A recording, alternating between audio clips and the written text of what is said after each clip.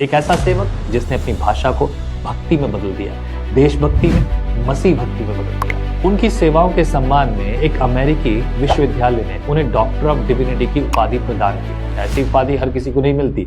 ये केवल एक डिग्री नहीं थी, ये उनके आत्मिक योगदान के लिए गवाही थी कि उनकी सेवा पड़ी थी। ये कहानी एक ऐसे सेवक की जिसकी आस्था ने समय, परंपरा और विरोध सब पर विजय पाई। एक ऐसे मसीह योद्धा की जिसने अपने शब्दों से पंजाब की आत्मा को परमेश्वर के गीत से भर दिया। उनका नाम है पास्टर इमामुद्दीन शहबाज।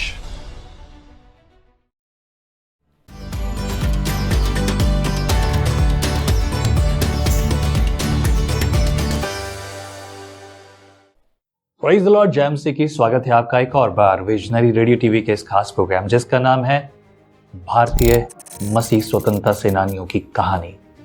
मैं आपको प्रेरणा देना चाहता हूं इससे पहले कि ये प्रोग्राम में आप आगे बढ़े। मैंने कई प्रोग्राम इसके लिए पहले से रिकॉर्ड किए हैं। अगर आपने अभी तक वो नहीं देखे तो ज़रूर देखिए, ताकि आपको पता चले कि भारतीय मसीहों का भारत के बलिदान में क्या सहयोग है। शुरुआत इस बात की ये होती है कि मैंने देखा कि हमारे भारतीय कई सारे नेता, बहुत सारे अनपढ़ हैं बेचारे। ये भारत के लिए अब क्या कहो, आप जो कहना चाहते हो आप वो कह लो। तो उन्हें पता नहीं है कि भारत के इतिहास में सच्चाई क्या है। और मैं हमेशा कोशिश करता हूँ कि भारत को सच्चाई और सिधाई से पता चले कि क्रिश्चियनिटी का भारत की स्वतंत्रता के लिए कितना बड़ा योगदान है। बहुत आसानी से लोग कह देते हैं कि भारत को आज़ाद कराने के लिए ये लोग थे। देखिए, संख्या बहुत मायने रखती है। एक ज़माने में बहुत सारे मसीह विश्वासियों के अलावा दूसरों की संख्या है और उन लोगों के मन में भी ये बात आई। लेकिन शुरुआत किसने की?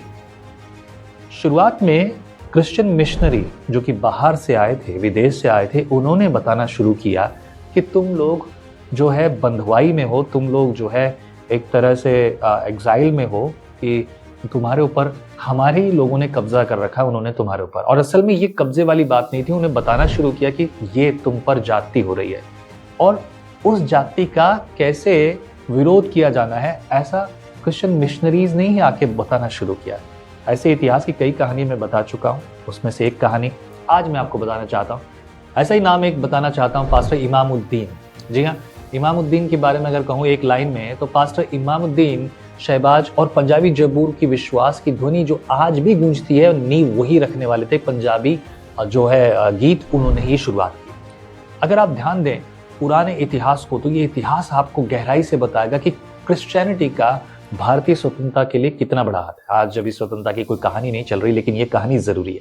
ये कहानी एक ऐसे सेवक की जिसकी आस्था ने समय, परंपरा और विरोध सब पर विजय पाई। एक ऐसे मसीह योद्धा की जिसने अपने शब्दों से पंजाब की आत्मा को परमेश्वर के गीत से भर दिया। उनका नाम है पास्टर इमामुद्दीन शहबाज।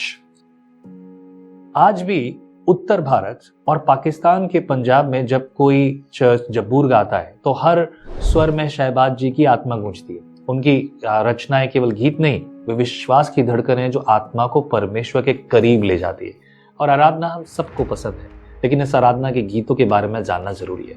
1845 में नारोवाल जिले के जफरवाल गांव में जन्मे शहबाज एक मुस्लिम परिवार में पले बढ़े, लेकिन बचपन से ही उनके दिल में एक अनकहा आकर्षण था, यीशु मसीह के प्रेम की ओर सच्चाई। केवल 10 वर्ष की उम्र में उनका हृदय प्रभु के लिए समर्पित हो गया। सोचिए, एक छोटा बच्चा परंपरा की दीवारों को लांघ कर मसीह की गोद में चला जाता है। यह केवल परिवर्तन नहीं था, परंतु परमेश्वर की योजना थी। लोग कुछ धर्म परिवर्तन कहेंगे, पर यह बकवास है। 1866 में पास्टर रॉबर्ट क्लार्क द्वारा उन्होंने बपतिस्मा लिया और इसी क्षण उनका जीवन पूरी तरह से परमेश्वर की सेवा के लिए समर्पित हो गया। ये हर किसी का नहीं है मेरे प्रियो, ये अंगीकार हमारी आत्मा का है। हमारा निर्णय है कि हमने प्रभु पर विश्वास किया है और ये विश्वास बहुत जरूरी है। 1880 में यूनाइटेड प्रेस्बिटेरियन चर्च ने नूर अशफा नामक एक पत्रिका में एक कविता प्रतियोगिता आयोजित की। कई प्रतिभाशाली कवियों ने इसमें भाग लिया, शहबाज भी उनमें से एक थे। लेकिन उनके शब्द जो ऐसे थे, उन शब्दों से लोगों का दिल भर आया और उनके द्वारा लिखे गए जबूर बहुत फेमस हो गए। उनके शब्द, उनके द्वारा लेखन जो लिखी हुई जो कविताएं थी, उनको उनकी भाषा सब परमेश्वर की महिमा से भरी हुई थी। उन्होंने जबूर में न केवल स्तुति और परमेश्वर की महिमा की, बल्कि पंजाब की मिट्टी की आत्मा और प्रभु यीशु मसीह का प्रेम सुगंध से भरा था। और ऐसी कई कविता लिखी जिससे वो देश के लिए, आज़ादी के लिए प्रेरित भी हो। परंतु उनके जीवन की राह आसान नहीं थी। उम्र बढ़ी, आंखों की रोशनी भी धुंधली होने लगी, इलाज भी आसान नहीं था। 1908 में जब वे लगभग नेत्रहीन मतलब लगभग अंधे हो गए, लेकिन तभी विश्वास की ज्योति बुझी नहीं। उन्होंने वह अपने काम के लिए किसी और की सहायता लेना शुरू किया और वो लिखते गए।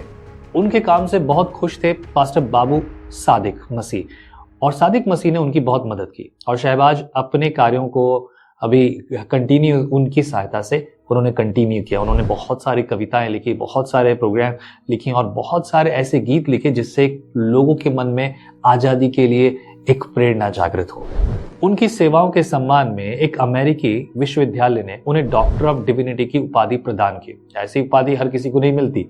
ये केवल एक डिग्री नहीं थी, ये उनके आत्मिक योगदान के लिए गवाही थी कि उनकी सेवा बड़ी थी।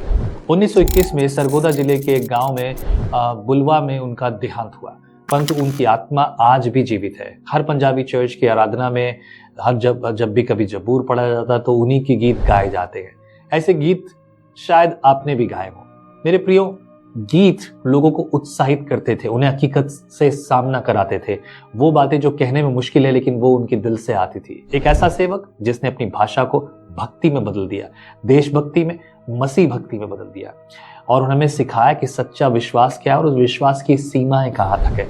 ऐसे ही विश्वास की सीमा आपकी आज की सेवा आगे भी बढ़ाएगी।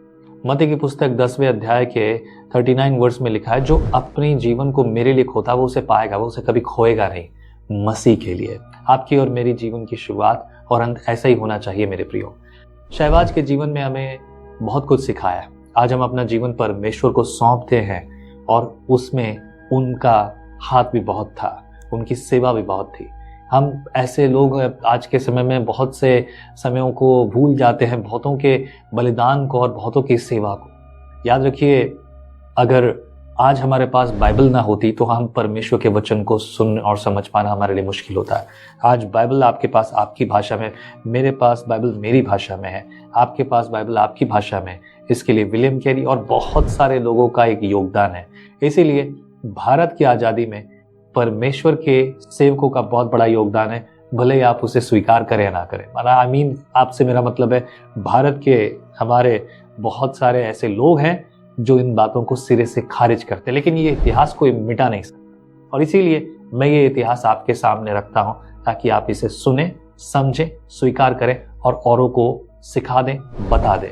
यदि आपको ये प्रोग्राम अच्छा लगा है तो औरों से ज़रूर इसके बारे में चर्चा कीजिए, लोगों को बताइए। कम से कम अपने चर्च में इस कहानी का जिक्र कीजिए ताकि वो लोग जान लें कि भारतीय मसीह इतिहास कितना बड़ा है। आज ये बात कोई नहीं जानता, बहुत ही कम लोगों को ये बात पता है, इसीलिए लोग इन सब बातों से थोड़ा साइड हो रहे हैं। परंतु मेरे प्रियो, सच बताना ज़रूरी है। प्रभु आपकी सहायता करे, प्रभु आपके जीवन में कार्य करे। यदि आपके मन में कुछ सवाल है और आप इस प्रोग्राम के लिए कुछ सपोर्ट करना चाहते हैं तो नीचे लिखे नंबर पर फ़ोन ना करें, आप हमें अपनी ऑफरिंग भेज सकते हैं। आपने सवाल मुझे व्हाट्सएप पर भेज सकते हैं, मैं व्यक्तिगत रूप से खुद आपको जवाब दूंगा। लेकिन फ़ोन ना कीजिए प्लीज़, सिर्फ मैसेज कीजिए, समय मिलते ही जवाब आपको ज़रूर मिलेगा। जय मसीह की।